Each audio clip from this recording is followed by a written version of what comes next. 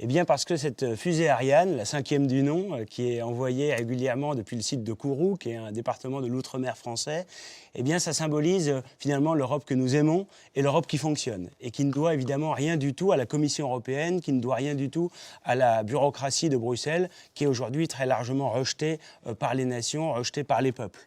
Nous voulons une Europe des coopérations dans des secteurs stratégiques de très haute technicité, de très haute technologie. Eh bien, on voit que c'est possible quand il y a une volonté commune de plusieurs nations, de plusieurs grands groupes industriels, de mettre en œuvre à la fois leurs compétences, leurs expériences et leurs ambitions au service de notre continent. Voilà, c'est une manière d'envisager l'Europe qui est évidemment très différente de la logique de l'intégration européenne qui a abouti depuis maintenant de nombreuses années à une espèce d'impuissance collective de nos pays.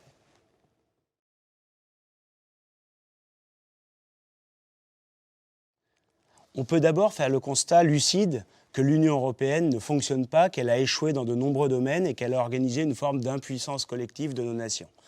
Il faut donc en finir avec les dérives qui ont abouti à cette situation. D'abord, l'Union européenne est antidémocratique dans son fonctionnement, punitive à l'égard des peuples ou des gouvernements qui ne cèdent pas aux injonctions de la Commission européenne. Et puis on a bien vu qu'en matière économique, elle a affaibli nos peuples, affaibli nos nations parce qu'elle a organisé la concurrence déloyale à l'extérieur de l'Union européenne avec les traités de libre-échange à tort et à travers, à l'intérieur de l'Union européenne avec par exemple le travail détaché qui aboutit à une préférence étrangère dans un certain nombre de nos pays. Il faut en finir avec ces dérives-là et puis il faut évidemment relever le défi de l'identité, c'est-à-dire protéger nos frontières extérieures de l'Europe, ça n'a jamais été fait et les institutions européennes n'en ont jamais eu la volonté, et puis rétablir à chaque fois que c'est nécessaire aussi les frontières nationales pour assurer la sécurité de nos populations, de nos peuples partout sur le continent européen.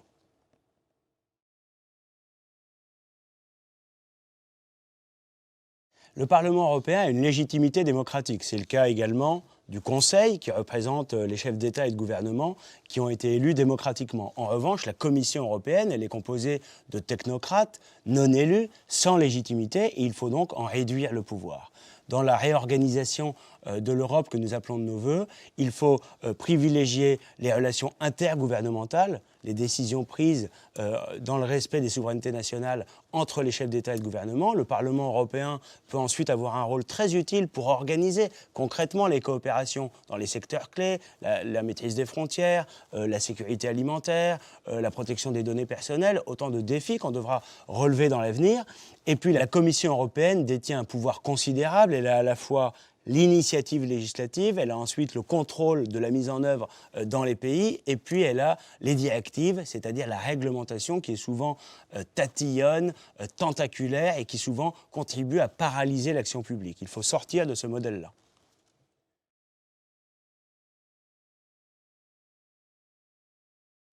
Eh bien, je fais d'abord le constat que l'Union européenne, à bien des égards, est une anti-Europe. Alors le vœu que je formule pour l'Europe demain, c'est qu'elle ait une construction politique qui soit à la hauteur du génie de sa civilisation, qui n'a évidemment rien à voir avec la technocratie de Bruxelles et avec des institutions européennes qui ne fonctionnent pas ou qui fonctionnent mal.